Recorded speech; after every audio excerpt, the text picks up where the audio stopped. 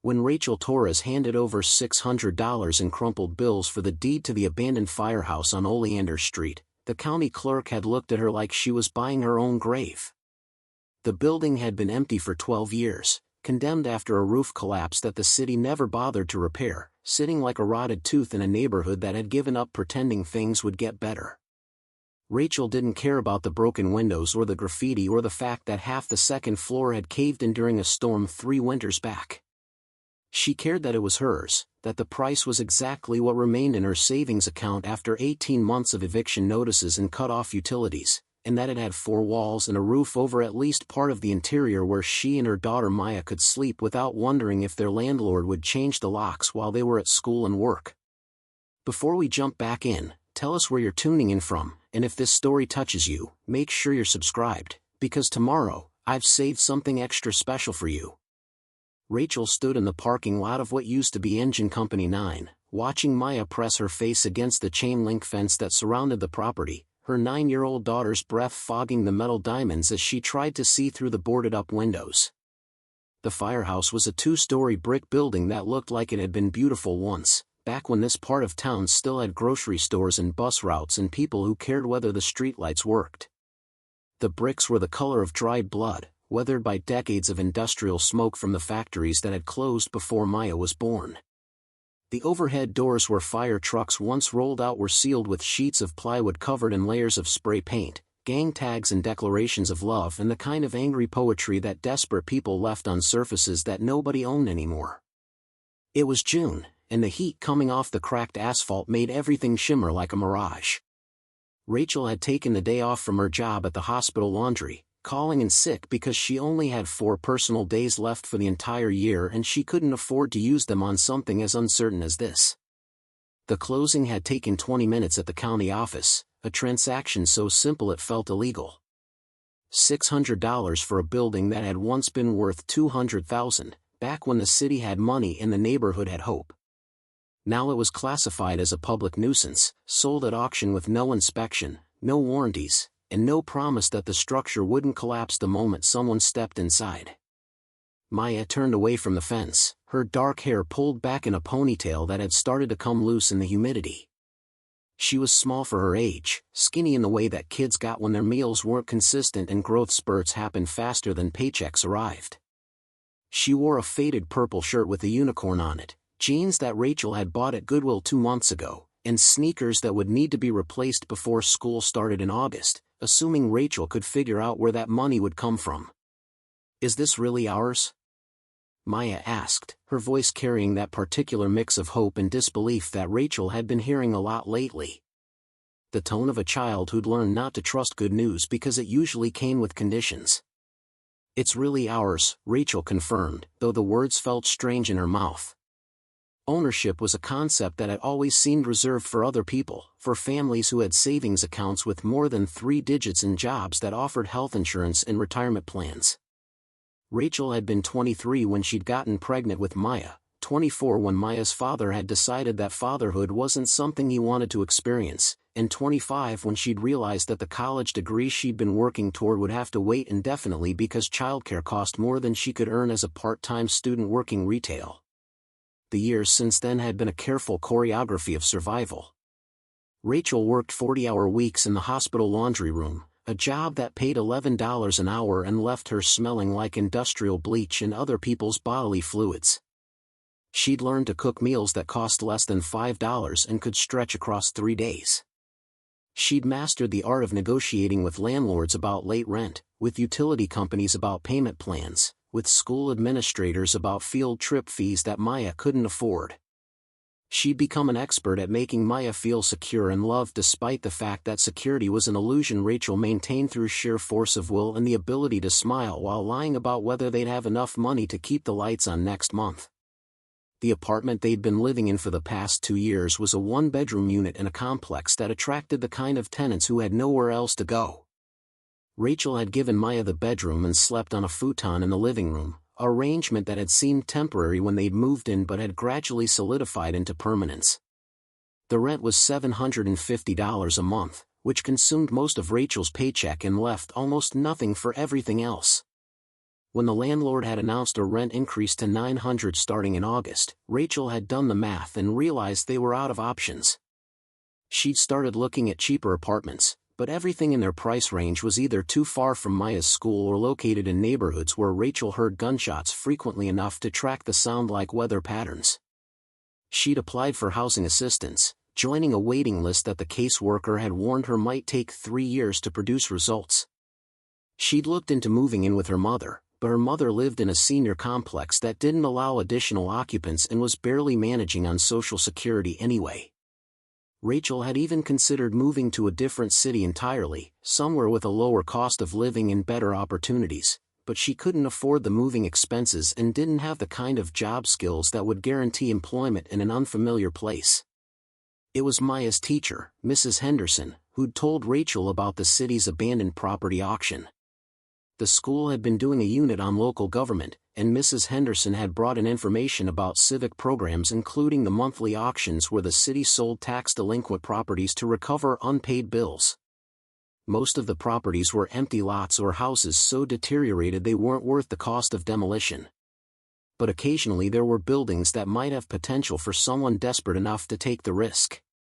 Rachel had attended the auction on a Friday morning, sitting in a municipal conference room with a dozen other people who looked like they were measuring their own versions of desperation against whatever opportunities the city was offering. The auctioneer had moved through the lots quickly, selling vacant land in neighborhoods nobody wanted for a few $100s each. Then they'd reached the Firehouse. The building was being sold as is, the auctioneer had explained, with no city services, no certificates of occupancy, and significant structural damage that would require expensive repairs before it could be legally inhabited. The minimum bid was $500, which would cover the back taxes and administrative fees.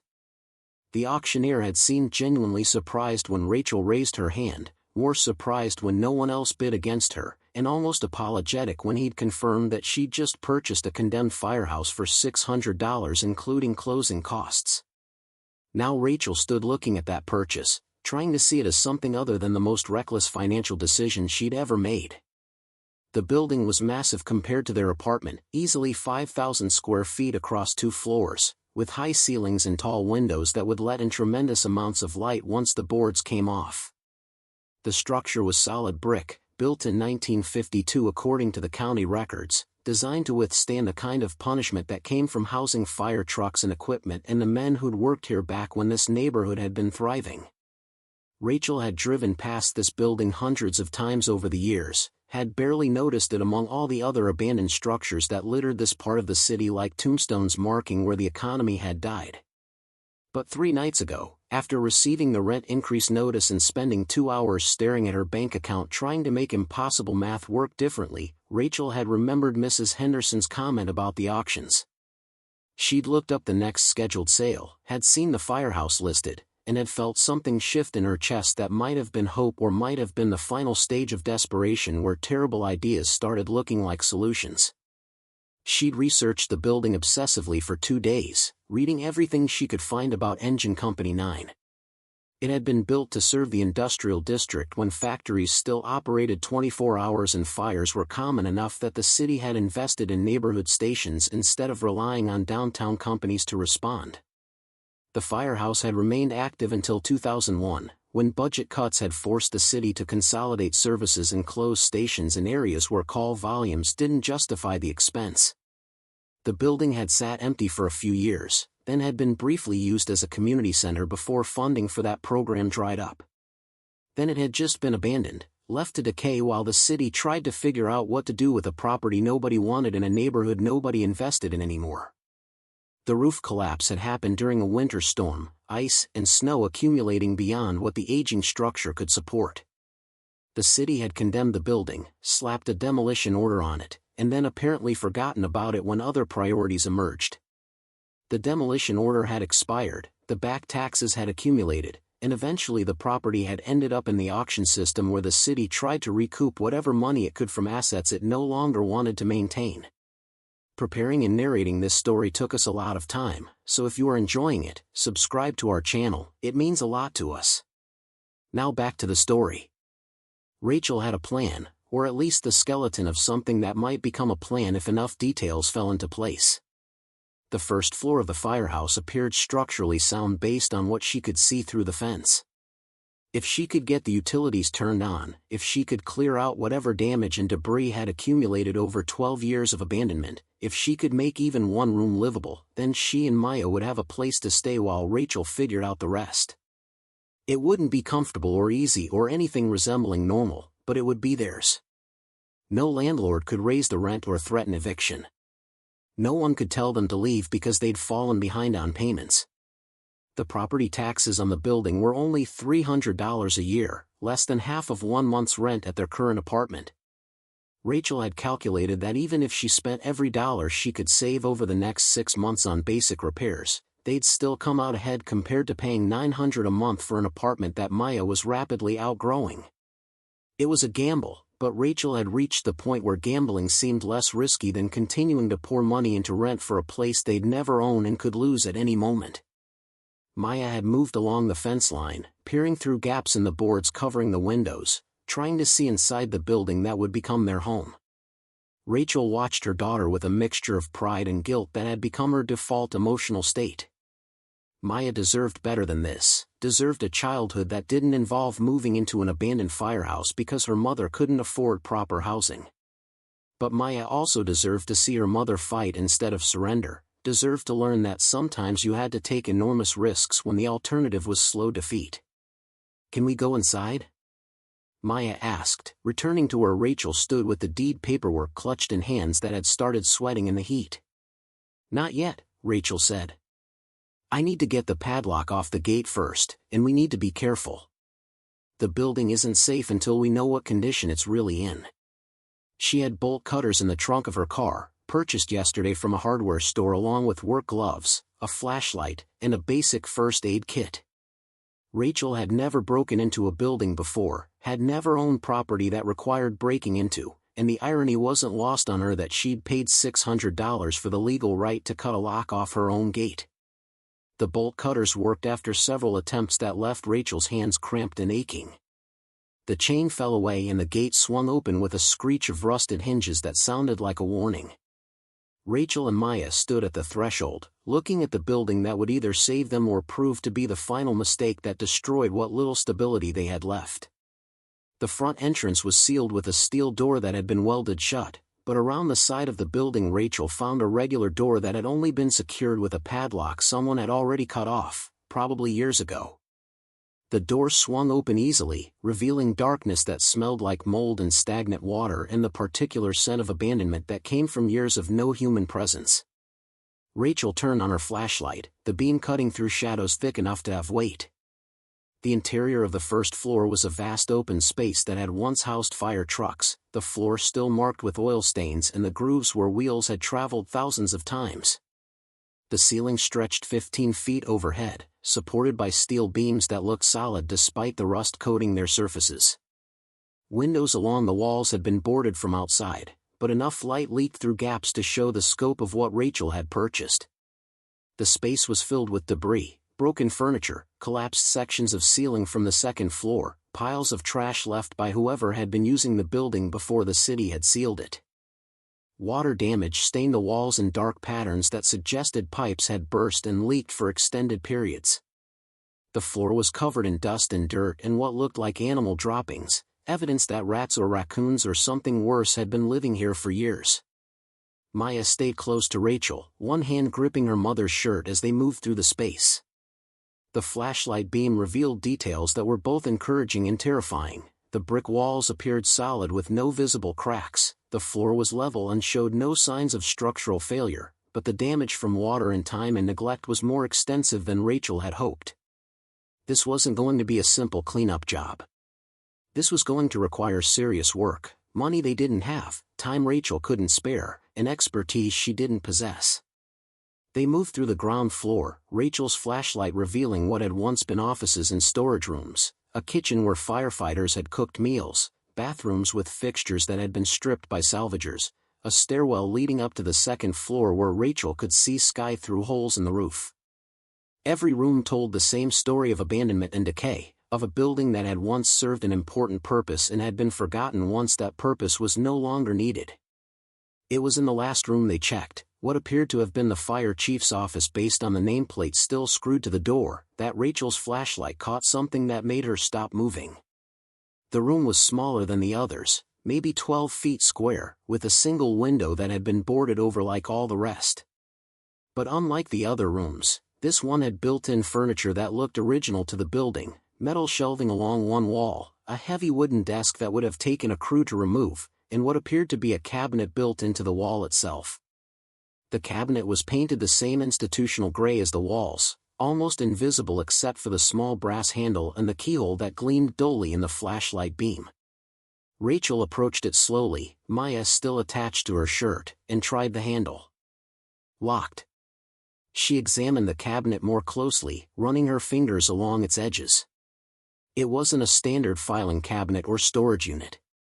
It was built directly into the wall, flush with the brickwork, designed to be permanent and secure. A safe, Rachel realized. Someone had built a wall safe into the fire chief's office. Rachel's heart was racing with a mixture of curiosity and something that felt dangerously close to hope. Firehouses kept money on hand for operations, kept records that needed to be secured, kept equipment that was valuable enough to protect. When Engine Company 9 had closed, had they emptied the safe? Or had it been forgotten like everything else in this building? She tried the handle again, pulling harder, but the lock held firm. The safe was designed to withstand much more force than Rachel could apply with her bare hands. She'd need tools to open it, proper tools, maybe even a locksmith or someone who knew how to crack old safes. But the discovery felt significant, felt like maybe the universe was offering her something beyond just four walls and a roof. "Mom," Maya whispered, her voice barely audible in the empty room.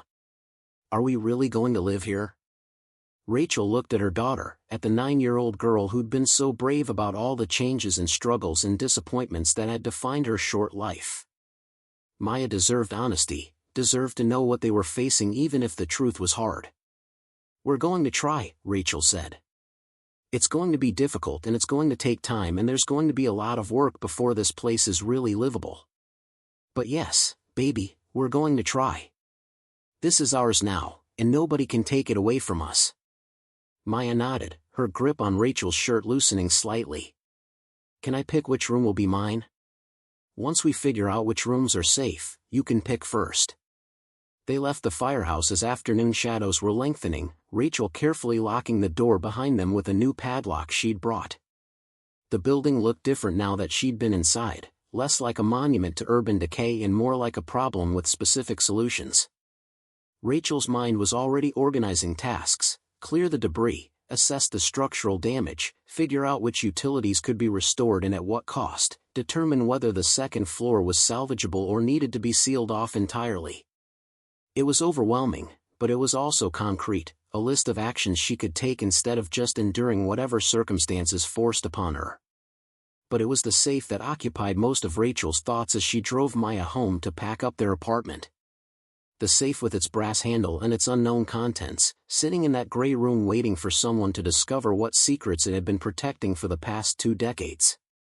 Rachel wasn't naive enough to think it contained treasure, wasn't foolish enough to build her plans around whatever might be inside. It was probably empty, or filled with nothing more valuable than old paperwork and forgotten keys.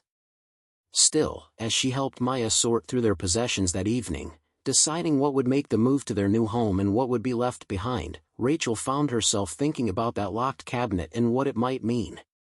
She'd taken the biggest risk of her life buying an abandoned firehouse with money she couldn't afford to lose. Maybe the universe would acknowledge that risk, would offer something in return beyond just the building itself. It was wishful thinking, the kind of magical belief that practical people couldn't afford to indulge.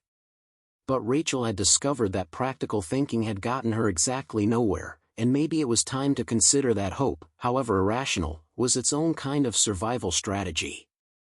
The first week of living in the firehouse taught Rachel things about survival that 18 months of poverty hadn't covered. She learned that sleeping in a building without electricity meant waking at dawn because darkness in an unfamiliar space carried sounds that imagination transformed into threats. She learned that a 9-year-old could adapt almost anything if her mother pretended it was an adventure instead of acknowledging it as defeat. She learned that the human body could function on 4 hours of sleep when those 4 hours were divided between a job that started at 6 in the morning and nights spent scrubbing mold off walls by flashlight. They'd moved in on a Saturday, everything they owned fitting into Rachel's car and 3 trips back to the apartment they were abandoning. Maya had her clothes, her books, the stuffed elephant she'd had since she was 2, and the backpack full of art supplies that represented her most prized possessions. Rachel had her work uniforms, a box of kitchen items, blankets and pillows that would serve as furniture until she could afford actual beds, and the kind of determination that came from having no alternatives left to consider.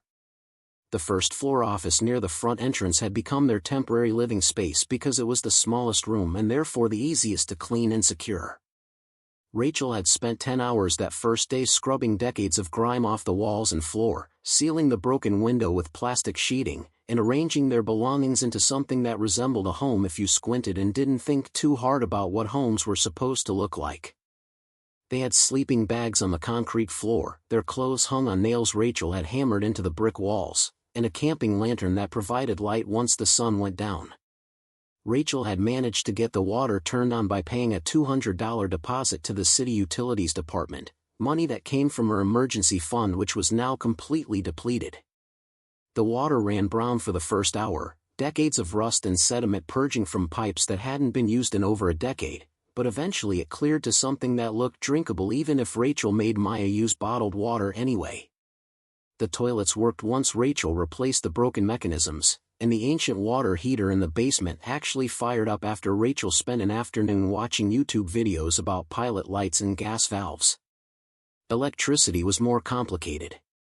The building had been disconnected from the grid when the city condemned it, and reconnection required an electrical inspection that required the system to meet current code which it absolutely didn't. Rachel had contacted 3 electricians about estimates for bringing the building up to standard, and the cheapest quote had been $8,000, a sum so impossibly large that Rachel had thanked the man for his time and decided they'd live without power until she could figure out a different solution. She'd bought a generator at a pawn shop for $60, a temperamental machine that ran on gasoline and provided enough electricity to charge their phones and run a small refrigerator Rachel had salvaged from the apartment. The generator was loud and smelled terrible and ate through fuel faster than Rachel could afford, but it meant Maya could do homework after dark and Rachel could keep food from spoiling and they had some connection to the world beyond these brick walls. Maya had started calling the Firehouse the castle, a child's reframing that transformed their circumstances into something bearable. She'd claimed a room on the 2nd floor for her bedroom once Rachel had determined that section of the building was structurally sound enough for careful occupation.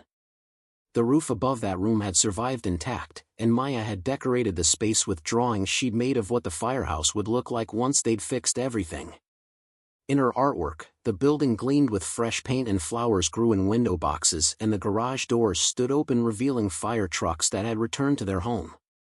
The drawings were optimistic in the way that only children's art could be, ignoring the reality of water damage and rotting wood and the profound absence of money that would be required to make any of those improvements happen.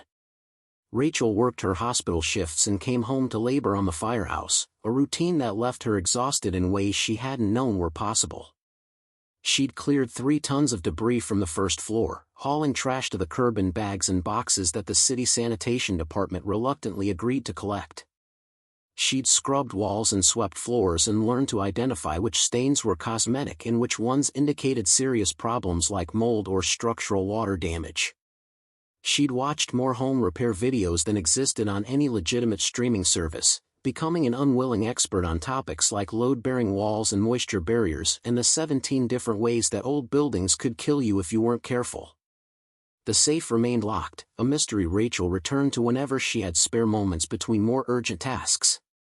She'd tried picking the lock with tools purchased at a dollar store, following online tutorials that made the process look simple but which Rachel's fumbling attempts proved was significantly harder than YouTube instructors suggested. She'd considered breaking the safe open with a sledgehammer, but the cabinet was built so solidly into the wall that destroying it would probably require damaging the brick structure itself, and Rachel couldn't risk compromising the building's integrity for curiosity about contents that were probably worthless anyway. It was Maya who'd suggested asking Mr. Carlson for help. Joseph Carlson was their neighbor in the literal sense that his property shared a fence line with the Firehouse, though calling him a neighbor implied a relationship that didn't exist yet. He lived in a small house directly behind the Firehouse, a tidy structure that looked maintained and cared for in stark contrast to the decay surrounding it. Rachel had seen him occasionally during their first week, an elderly man who moved slowly but deliberately through his yard, tending a vegetable garden that seemed impossibly lush given the neighborhood's general abandonment. Maya had met him first, had climbed the fence between properties because 9-year-olds didn't recognize boundaries the way adults did, and had returned reporting that Mr. Carlson was nice and had given her a tomato from his garden and had said that he'd worked as a firefighter at Engine Company 9 back before it closed and that he remembered when the building had been full of life instead of decay.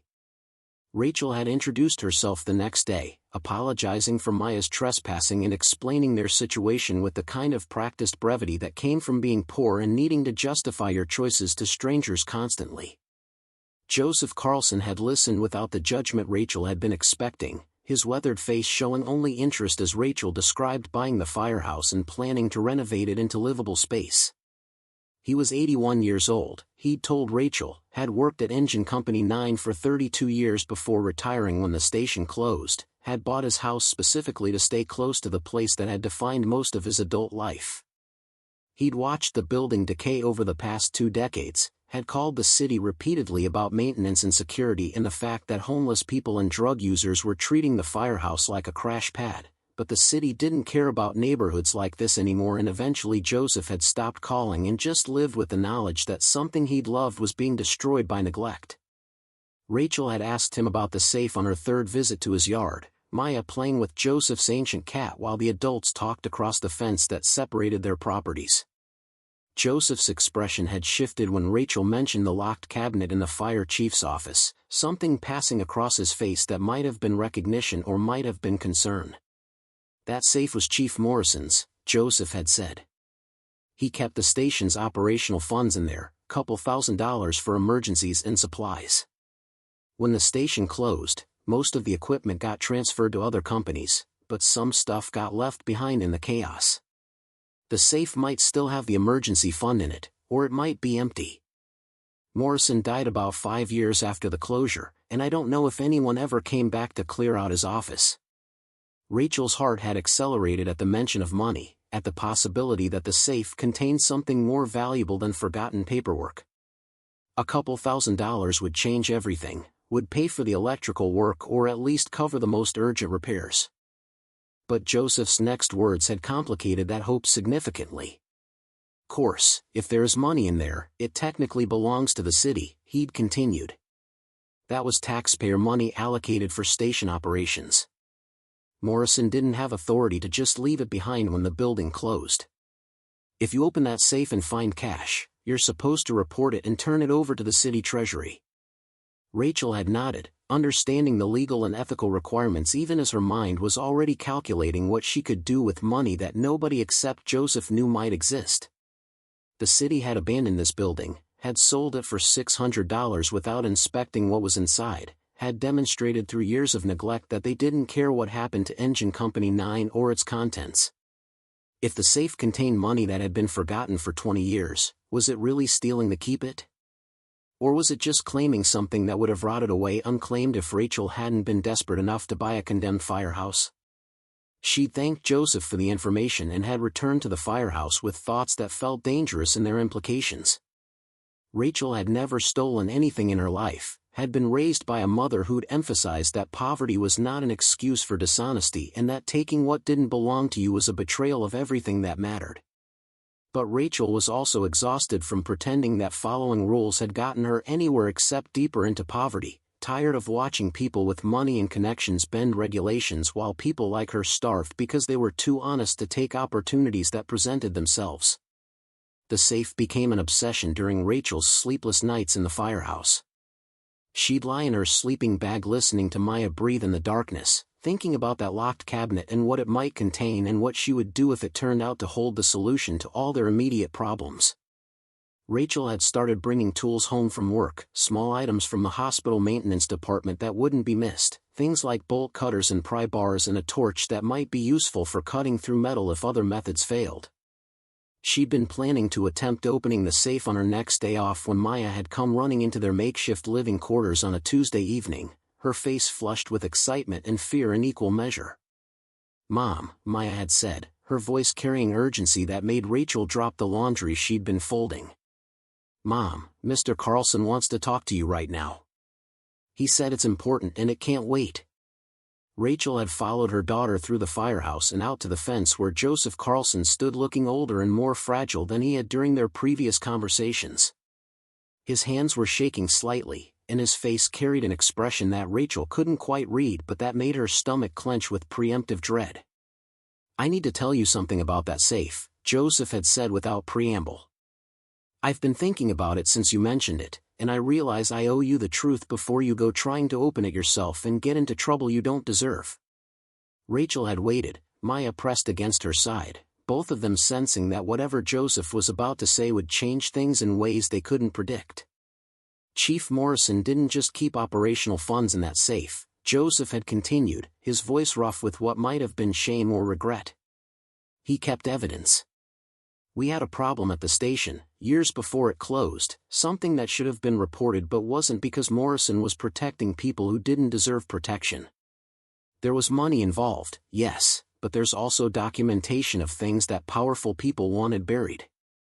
If you open that safe, if what I think is in there is actually in there, you're going to have to decide whether to expose it or keep it hidden, and either choice is going to cost you more than you can probably afford to pay."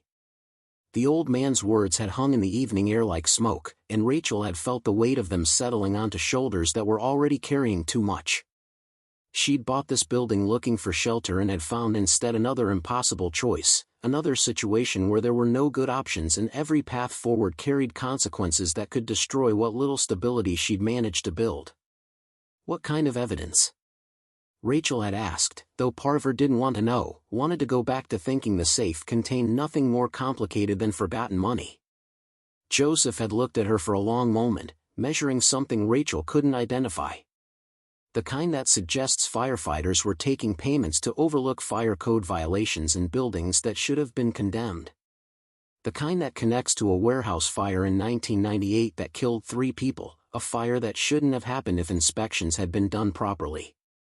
The kind that implicates people who are still alive and still in positions of authority in this city.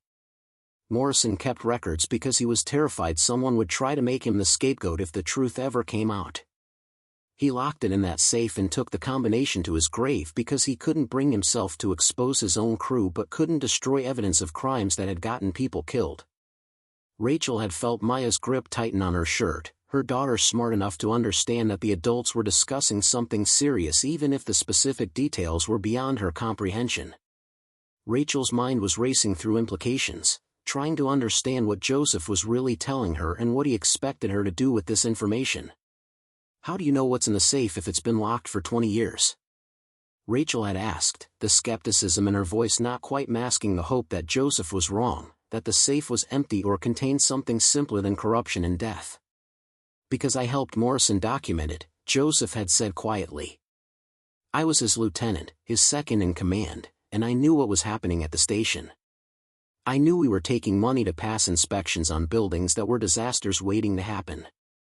I knew the warehouse that burned in 1998 had violations we'd been paid to ignore. I knew 3 workers died in that fire because we'd failed to do our jobs. And I knew Morrison was keeping records because he told me he was, because he made me swear that if anything happened to him I'd make sure the truth eventually came out. But then he died and I was retired and I told myself that digging up the past wouldn't bring those workers back, wouldn't fix anything, would just destroy the reputations of men who were already dead or too old to face justice. So I kept my mouth shut and I've been living next to that firehouse for 2 decades knowing that safe is in there and hating myself for not having the courage to do what Morrison asked me to do." The confession had come out in a rush, Joseph's voice breaking on the final words, tears running down weathered cheeks that probably hadn't cried in years. Rachel had stood frozen, trying to process what she was being told and what it meant for her and Maya and the future they were trying to build in a building that apparently contained evidence of crimes she'd had no part in but would become complicit in if she chose to keep silent.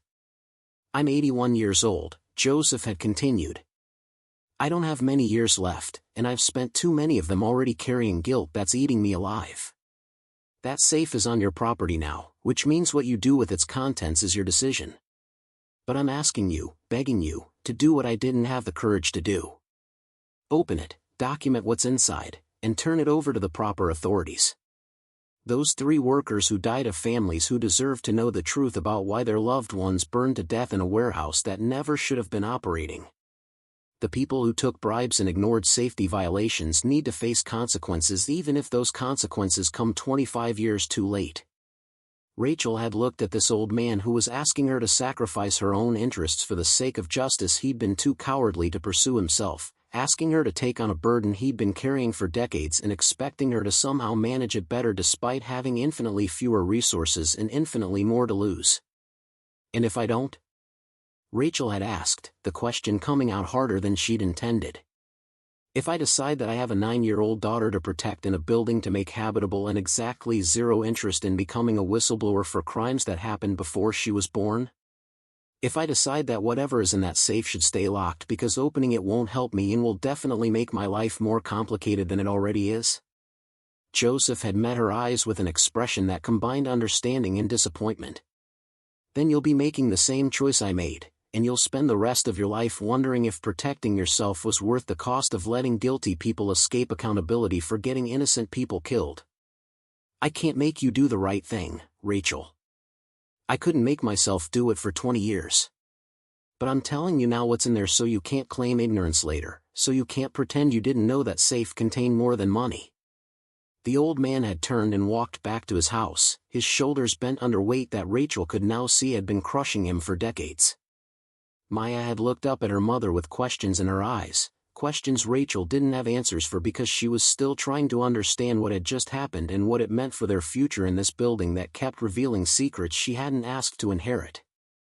That night, after Maya had fallen asleep, Rachel had sat in the darkness of the fire chief's office staring at the safe and thinking about choices and consequences and the particular cruelty of a universe that kept presenting her with impossible decisions. She could open the safe, could expose whatever evidence Morrison had kept, could report it to authorities and potentially trigger investigations that would identify her as the source of information that powerful people had successfully buried for 25 years. That path offered moral satisfaction and the knowledge that she'd done the right thing, but it also offered potential retaliation from people who had demonstrated they were willing to let workers burn to death rather than admit fault. Or she could leave the safe locked, could pretend Joseph had never told her what it contained, could focus on survival and protecting Maya and building a life that didn't include becoming a target for people with resources and connections and the kind of power that came from having gotten away with crimes for a quarter century. That path offered safety, at least the relative safety that came from not making enemies of people who could destroy her with phone calls to Child Protective Services or anonymous complaints to code enforcement or any of the 1,000 ways that powerful people eliminated threats without leaving fingerprints. Rachel had spent 18 months learning that poverty meant having no good choices, only degrees of terrible options that you selected based on which ones would hurt least in the short term while promising yourself you'd find better solutions eventually. But this felt different. This wasn't choosing between paying rent or buying groceries, wasn't deciding whether to fix the car or pay the electric bill. This was choosing whether to expose crimes that had gotten people killed or to protect herself and Maya by maintaining the silence that men like Joseph Carlson had been hiding behind for decades. The safe remained locked, and Rachel remained paralyzed by indecision, and somewhere in the darkness 3 families who'd lost loved ones in a warehouse fire 25 years ago continued not knowing that evidence of what had really happened was sitting in a gray cabinet in an abandoned firehouse that nobody cared about in a neighborhood that everybody had forgotten. Rachel didn't open the safe for 6 weeks. She worked her shifts at the hospital, came home to scrub walls and repair plumbing and teach Maya multiplication tables by lantern light, and avoided the fire chief's office like it contained something contagious. Joseph Carlson appeared at the fence twice during those weeks, his expression carrying questions Rachel pretended not to see before making excuses about needing to get back to work. The old man would nod and retreat to his garden, and Rachel would return to whatever task she'd been pretending was urgent enough to justify her avoidance. The decision finally came not from courage or moral clarity but from a toilet that wouldn't stop running and a plumber's estimate that required $800 Rachel didn't have.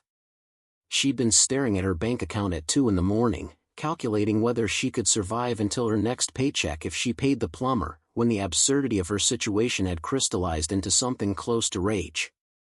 She was living in a firehouse with a locked safe that might contain money, agonizing over whether to expose corruption that had happened before her daughter was born, while her immediate reality involved a toilet that was wasting water she was paying for and creating problems she couldn't afford to fix. Rachel had walked to the fire chief's office in the darkness, her flashlight beam cutting through shadows that suddenly felt less threatening than the financial calculations that were destroying her sleep. She'd examined the safe with new eyes, not seeing a moral dilemma but seeing a problem that had a practical solution involving bolt cutters and leverage and the kind of determination that came from being tired enough to stop caring about consequences she couldn't control anyway. The safe had resisted for 40 minutes before the lock mechanism finally gave way with a sound like breaking bones. Rachel had pulled the door open expecting to find stacks of cash or incriminating documents or something that would justify the weeks of agonizing over what to do. Instead she'd found a metal box about the size of a briefcase, sealed with tape that had yellowed with age, and an envelope with Chief Morrison's handwriting across the front that read, "For whoever finds this, if anyone ever does." The news broke 3 weeks later, after the attorney had compiled the evidence and filed complaints with multiple city agencies and contacted the families of the 3 workers who'd died in the warehouse fire. The story hit local news first, then regional coverage, then national media picked it up because it had every element that made for compelling headlines: corruption, death, a cover-up spanning decades, and a broke single mother living in an abandoned firehouse who'd chosen to expose it all despite having every reason to stay silent. Rachel had refused most interview requests, had issued a brief statement through her attorney saying she'd simply done what any decent person would do when presented with evidence of crimes. But the media attention had consequences she hadn't fully anticipated. Reporters had descended on the neighborhood, had interviewed Joseph Carlson who'd broken down crying on camera while admitting his role in the cover-up, had tracked down surviving members of Engine Company 9's crew and confronted them with Morrison's accusations. The city had launched formal investigations, had suspended officials with connections to the original corruption, had issued public apologies to the families and promised reforms to prevent similar abuses. The families had filed wrongful death lawsuits seeking damages that would never adequately compensate for decades of not knowing why their loved ones had died but that at least acknowledged the city's failure to protect them. And Rachel had become a figure she'd never wanted to be, praised by some as courageous and condemned by others as naive or attention-seeking. People she'd never met had opinions about her choices, strangers on social media debating whether she was heroic or foolish, commentators analyzing her motivations and questioning whether anyone could really turn down $95,000 out of pure principle. The money itself had been placed in a court-supervised account while lawyers determined how to divide it among the 3 families. Rachel had signed documents relinquishing any claim to it, had watched that potential solution to all her problems disappear into legal processes that would take months or years to resolve. The toilet still ran, the electrical work still wasn't done, and Rachel's bank account still contained amounts measured in 2 digits instead of numbers that would provide actual security. But something had shifted in ways that took Rachel weeks to identify. The hospital had promoted her to a supervisor position after her story had made news, a raise that added $2 an hour and came with benefits that included actual health insurance for her and Maya. A local electrician had called offering to do the firehouse's electrical work at cost, saying he'd lost an uncle in an industrial accident caused by corruption and wanted to help someone who'd chosen integrity over money. A furniture store had donated beds and a table and chairs, arriving with a note saying that Maya deserved better than sleeping on concrete floors. The grocery store where Rachel shopped had started setting aside dented cans and day-old bread, the manager quietly telling Rachel to take what she needed without charge. The neighborhood itself seemed different, or maybe Rachel was just seeing it differently. She'd started noticing that other buildings were occupied, that people were living in structures that looked abandoned from the outside, that survival was happening in ways that defied easy categorization. Her neighbors had started acknowledging her, had offered help with repairs, had brought Maya hand-me-down clothes and school supplies, had created a network of support that Rachel hadn't known existed because she'd been too focused on her own struggle to see that everyone around her was struggling too. Joseph Carlson had become a regular presence, the old man teaching Maya about gardening and sharing vegetables from his plot and helping Rachel understand the building's history and quirks. He'd apologized repeatedly for his cowardice, for staying silent about Morrison's evidence, for letting guilt paralyze him instead of doing what he'd known was right.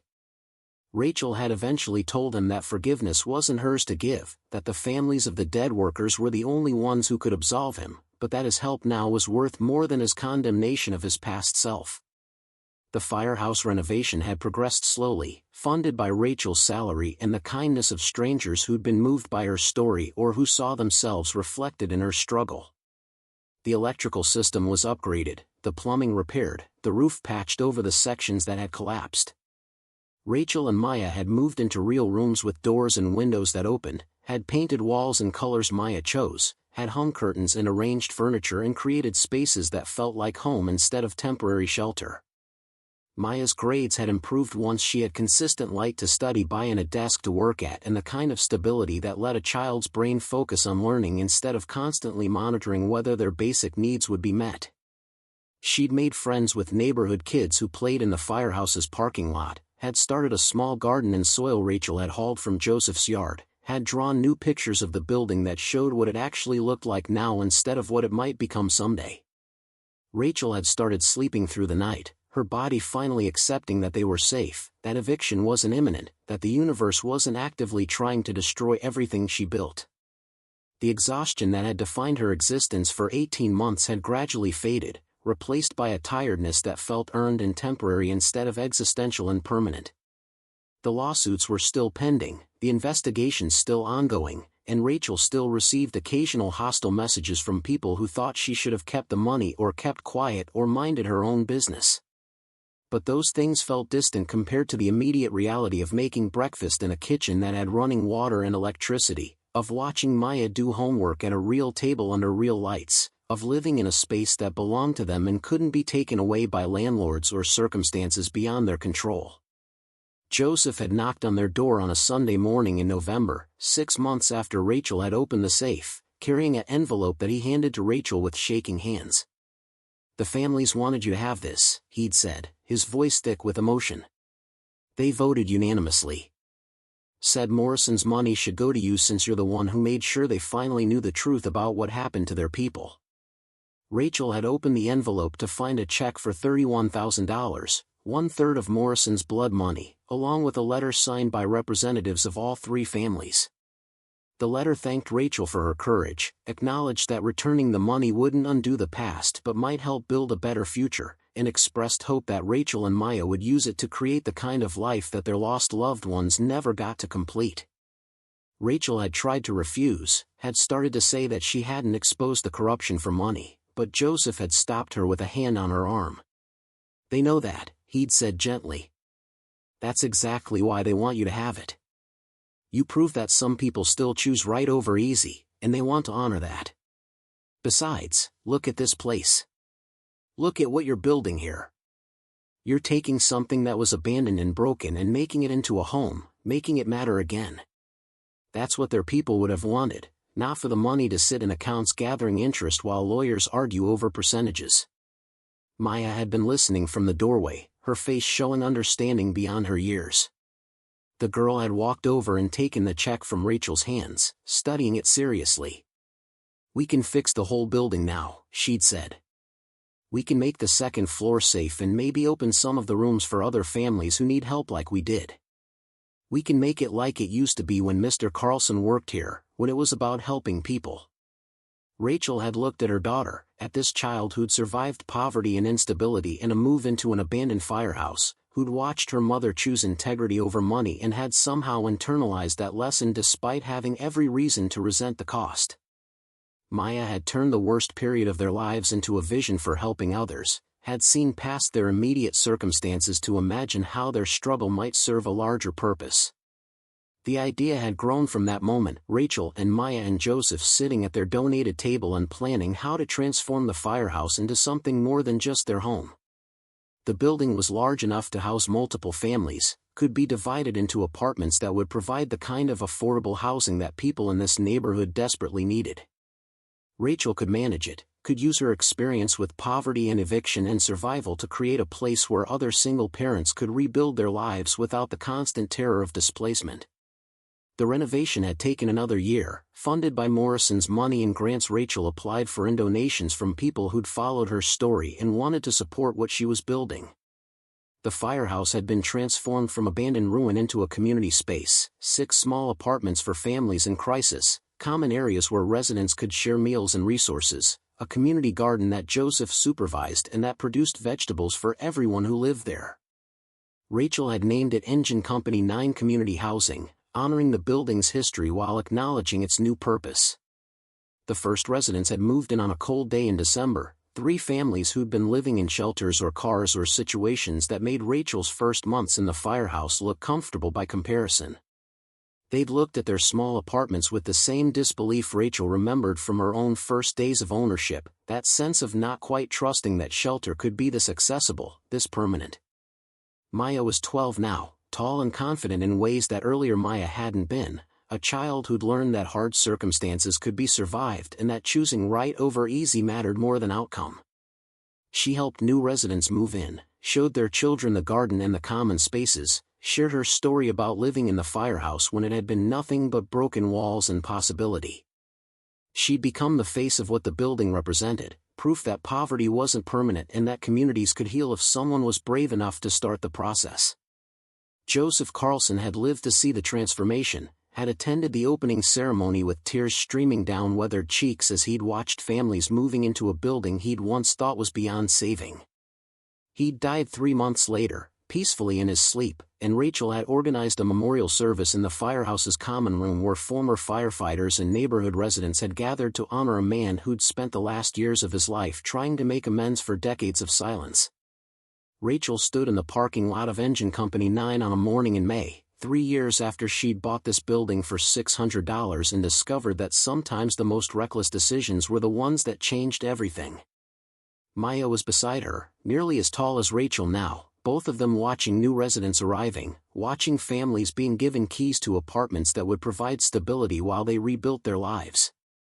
The firehouse looked nothing like it had that first day Rachel had cut the lock off the gate and stepped into darkness without knowing what she'd find. The building gleamed with fresh paint, flowers grew in boxes outside the windows, the overhead doors stood open revealing the common space instead of fire trucks but serving the same essential purpose of being ready to respond when people needed help. Rachel's life looked nothing like she'd imagined when she'd been working in hospital laundry and lying to Maya about whether they could afford ice cream. She managed the housing complex, earned enough to support herself and her daughter without constantly calculating whether they could survive unexpected expenses, lived in a space that was unquestionably theirs and that served a purpose beyond just their survival. But more than the practical changes, Rachel had discovered something about herself that poverty had almost convinced her didn't exist. She'd learned she was brave, not in dramatic ways but in the daily choice to keep trying when surrender would have been easier. She'd learned she was principled, even when principles cost her everything and offered nothing but the knowledge that she'd done right by people she'd never met. She'd learned she was loved, by a daughter who'd never stopped trusting her and by a community that had formed around the simple act of someone choosing integrity over self-interest. The land in the city wasn't like the rural stories that talked about soil and roots and generations working the same fields. But the firehouse had its own kind of memory, its own way of keeping score. It had served the neighborhood once as protection from fires, then had sat abandoned as punishment for corruption, and now was serving again as shelter for people the city had failed. The building remembered everything, held stories in its brick walls and concrete floors, and Rachel had become part of that history by refusing to let it die. "Mom," Maya said, pulling Rachel from her thoughts. "Mrs. Patterson needs help moving her couch. Are you available?" Rachel smiled at her daughter, at this young woman who'd inherited more than just her mother's features, who'd learned that helping others was its own kind of wealth. "Always," Rachel said, and together they walked back inside the firehouse where families were building futures from the same broken materials that Rachel had used to build hers. 5 years after Rachel Torres bought an abandoned firehouse for $600, the building at the corner of Oleander Street had become something the neighborhood measured time against. People spoke of events as happening before or after the firehouse opened, using its transformation as a marker that divided the era when everything was falling apart from the time when someone finally proved that falling apart wasn't inevitable. The building itself had settled into its new identity with the kind of permanence that suggested it had always been meant for this purpose, that the decades serving as a fire station had just been preparation for the more important work of sheltering families who'd run out of places to run. Rachel woke most mornings now without the immediate panic that had defined her early years of single motherhood, without the mental calculations about which bills could be delayed and which crises were urgent enough to warrant using her last $20. She was 38 years old, no longer young but not yet old enough to feel like the struggles of her 20s and early 30s were ancient history. Her face carried lines that hadn't been there when Michael died, grooves around her eyes and mouth that came from years of smiling through fear and crying when Maya couldn't see, and learning that survival required emotional endurance that left visible marks. The firehouse complex housed 8 families now, the building having been expanded through a grant that allowed Rachel to convert the entire second floor into livable apartments after engineers had reinforced the structure and replaced sections that water damage had compromised beyond repair. Each family paid rent calculated as a percentage of their income, amounts that covered the building's operating costs while ensuring that housing remained affordable regardless of how little people earned. Rachel had learned through her own experience that even modest rents became impossible when you were choosing between paying landlords and feeding children, and she designed the system to ensure that no family would face that choice while living at Engine Company 9. Maya was 15 now, a sophomore in high school who'd grown into someone Rachel barely recognized from the frightened 7-year-old who'd watched her mother argue with electric companies about shut-off notices. The girl had her father's height and her mother's determination, along with something neither parent had possessed at 15, which was absolute certainty about what she wanted her life to mean. Maya volunteered at the complex after school, helping younger children with homework and teaching them to tend the community garden that now occupied most of the parking lot where Rachel had first stood wondering if she'd made the worst decision of her life. The garden had become Maya's particular domain, acres of raised beds producing vegetables that supplemented residents' groceries and provided work opportunities for teenagers who needed job experience that traditional employers wouldn't offer. Maya had learned everything from Joseph Carlson before the old man died, had absorbed his knowledge about soil composition and plant spacing and the patience required to coax life from earth that looked too damaged to sustain anything. She'd expanded on Joseph's methods, incorporating techniques she'd researched online and adapted to the specific challenges of urban gardening in contaminated soil left behind by decades of industrial neglect. The garden produced tomatoes and peppers and greens that tasted better than anything available at the grocery stores that had mostly abandoned this neighborhood, and Maya sold surplus produce at a farmer's market 3 blocks away every Saturday morning. The money funded improvements to the complex and provided small stipends for the teenagers who worked the garden, creating an economy that operated outside traditional systems that had consistently failed everyone who lived here. Rachel managed the complex full-time now, having left her hospital job 2 years ago when grant funding had made it possible to draw a modest salary from the housing program. The work was harder than laundry duty had been, but different in ways that mattered. She wasn't cleaning up other people's messes anymore but was helping families avoid creating the kinds of messes that came from desperation and lack of options. She processed applications from people who reminded her of herself at 25, single parents and elderly residents and families who'd been systematically excluded from traditional housing because their credit was ruined or their income was too low or their life circumstances didn't fit the neat categories that landlords preferred. Every family she accepted into the complex represented someone she was preventing from experiencing what she'd survived, and that knowledge carried weight that sometimes kept Rachel awake at night thinking about all the people she couldn't help because the building only had 8 apartments and there were hundreds of families in the city who needed exactly what Engine Company 9 provided. But Rachel had learned through experience that helping some people was better than helping no one, that small actions accumulated into larger change if you were patient enough to trust the process. The complex had developed its own culture over the 5 years since opening, rhythms and traditions that residents had created without Rachel's direction or permission. Sunday dinners happened in the common room, families contributing dishes that represented their heritage and backgrounds, creating meals that were more diverse and interesting than anything Rachel could have planned. Children moved freely between apartments, the building's doors rarely locked because everyone knew everyone and trust had been established through shared struggle and mutual support. Adults helped each other with childcare and job searches and the thousand small crises that defined life for people living paycheck to paycheck, creating networks of assistance that didn't require formal programs or professional intervention. Rachel had initially worried that she was creating dependency, that providing affordable housing would prevent families from developing the skills needed to eventually afford market-rate apartments.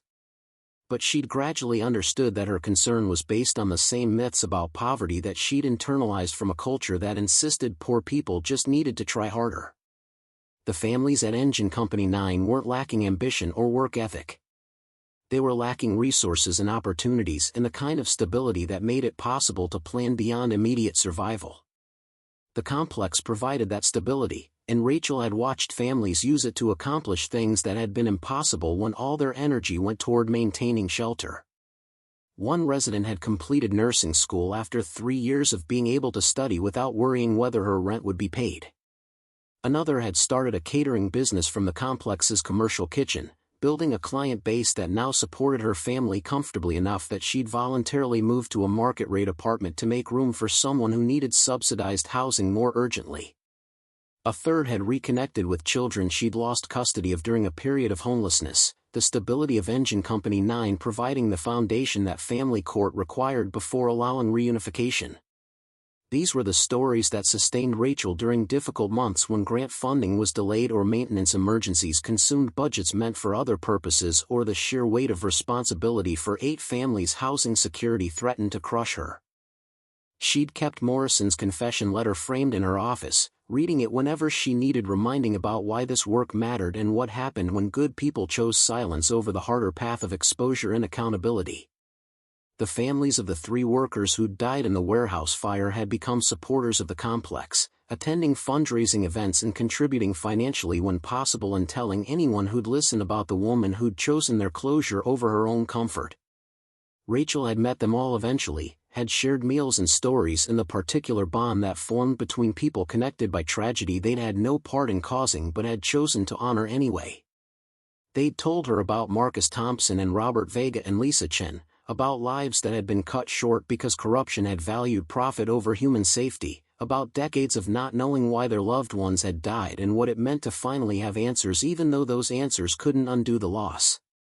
Rachel had learned that justice didn't heal trauma but that truth provided foundation for healing that couldn't happen while lies persisted.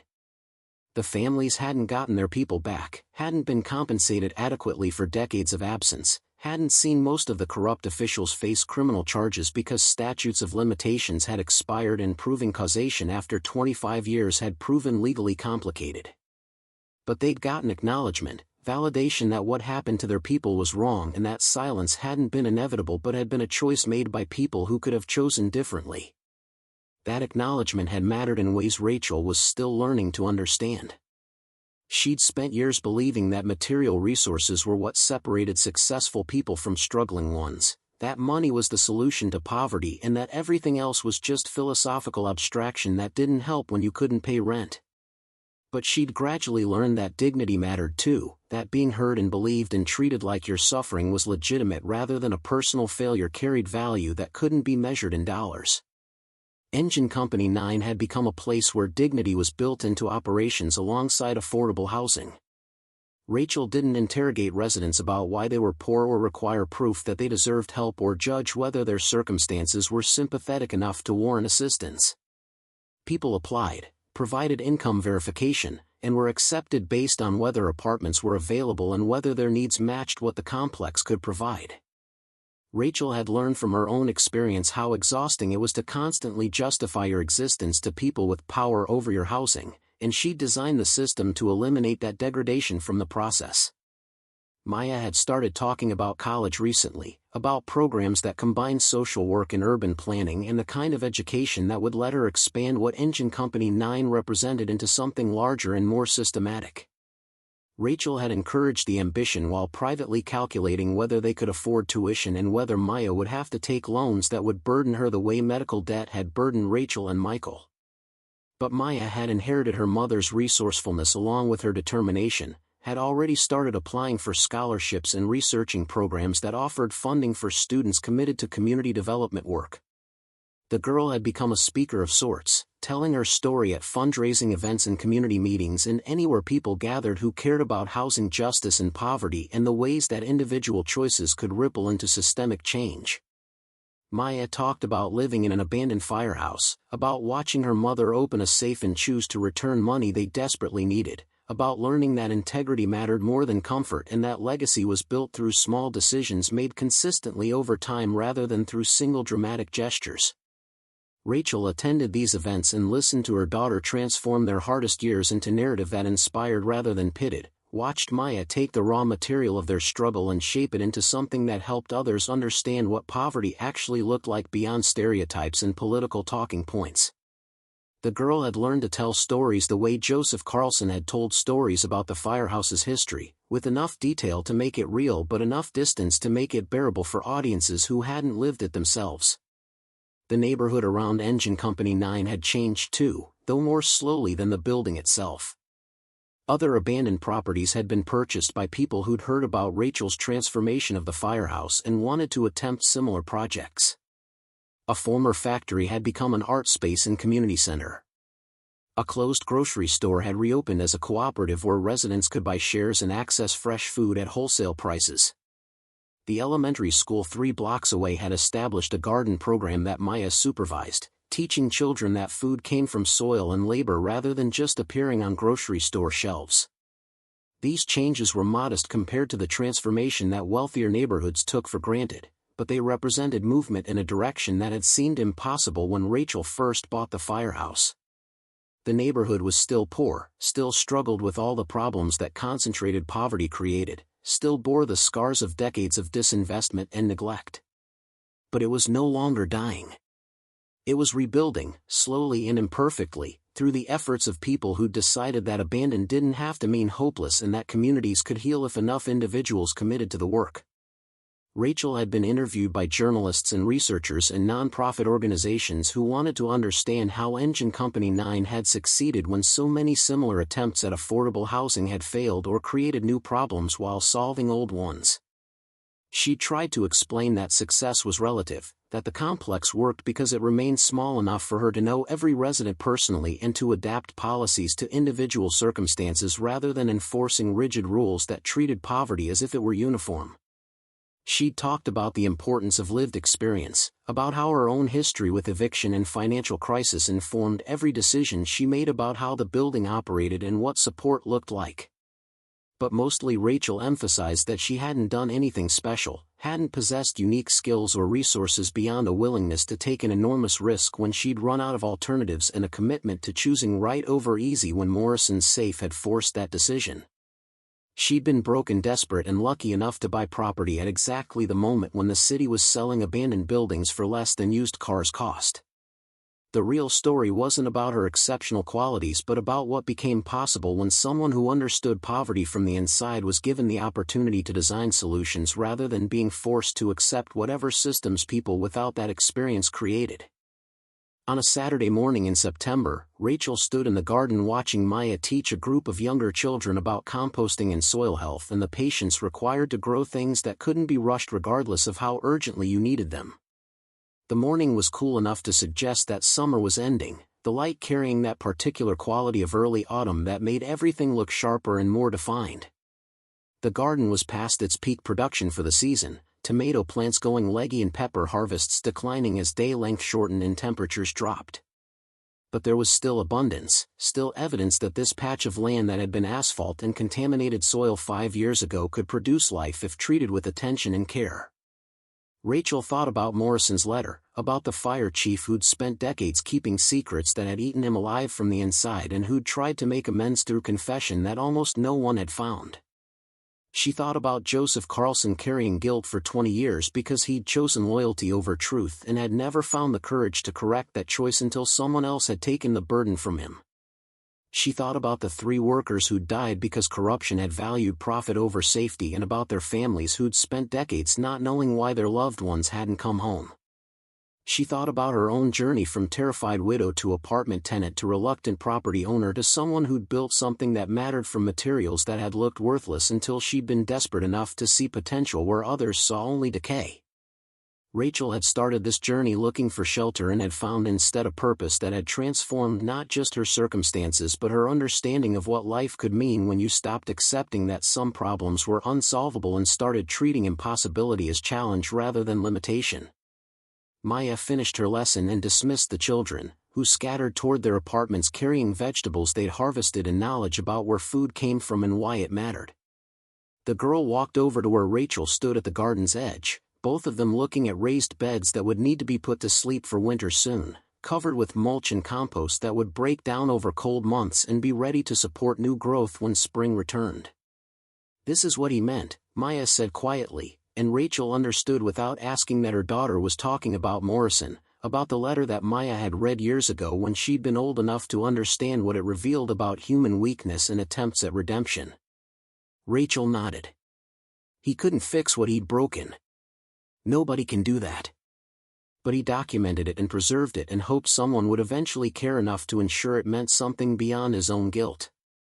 Maya was quiet for a moment, her expression thoughtful in ways that reminded Rachel that her daughter was almost grown, almost ready to leave and build her own version of what Engine Company 9 represented. "Do you think we've done enough? With the complex and the garden and everything we've built here?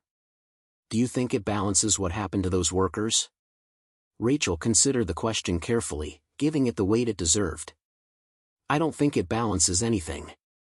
Those were human lives cut short, families destroyed, decades of absence that nothing can restore. But I think we've honored them by proving that their deaths don't have to be meaningless, that what happened to them can teach lessons that prevent similar tragedies if people are willing to learn. We took Morrison's money and turned it into shelter for families who needed exactly what we needed when we were desperate. That's not balance, but it's something." They stood together watching the garden settle into the afternoon, mother and daughter who'd survived poverty and rebuilt their lives into something that now served others attempting the same journey. The firehouse behind them held 8 families, 43 people total who had shelter that couldn't be arbitrarily taken away and community that supported rather than judged and opportunities to build futures that had seemed impossible before someone had decided that abandoned buildings could become homes if anyone cared enough to try. Rachel had learned that legacy wasn't about grand gestures or dramatic sacrifices but about small choices made consistently over time, about refusing to accept that problems were unsolvable just because solutions weren't obvious, about trusting that planting seeds would eventually produce growth even when immediate evidence suggested otherwise. She'd learned that the land remembered everything, that soil held stories written by everyone who'd ever worked it or lived on it or died defending it, and that contributing to those stories was both burden and privilege for people brave enough to accept the responsibility. The sun was setting behind the firehouse, painting brick walls in shades of orange and gold that made the building look almost beautiful in the way that things earned through struggle often appeared more lovely than things that came easily. Smoke rose from chimneys that Rachel had repaired, carrying the smell of dinner being prepared in 8 separate apartments by families who'd found safety after years of running. Children's voices echoed from the common room where homework was happening and friendships were forming and futures were being imagined that included possibility rather than just survival. This was what Rachel had bought for $600 5 years ago, though she hadn't known it at the time.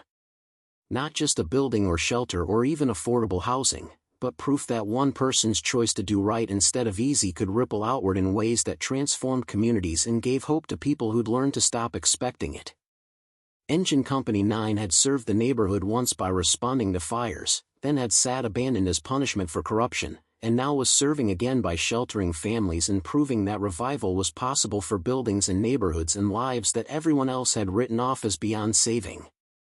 Rachel turned toward the firehouse, toward home and family and work that would continue tomorrow and every day after because the need never ended and the responsibility never lifted and the choice to keep trying never became easier just because you'd been doing it for years.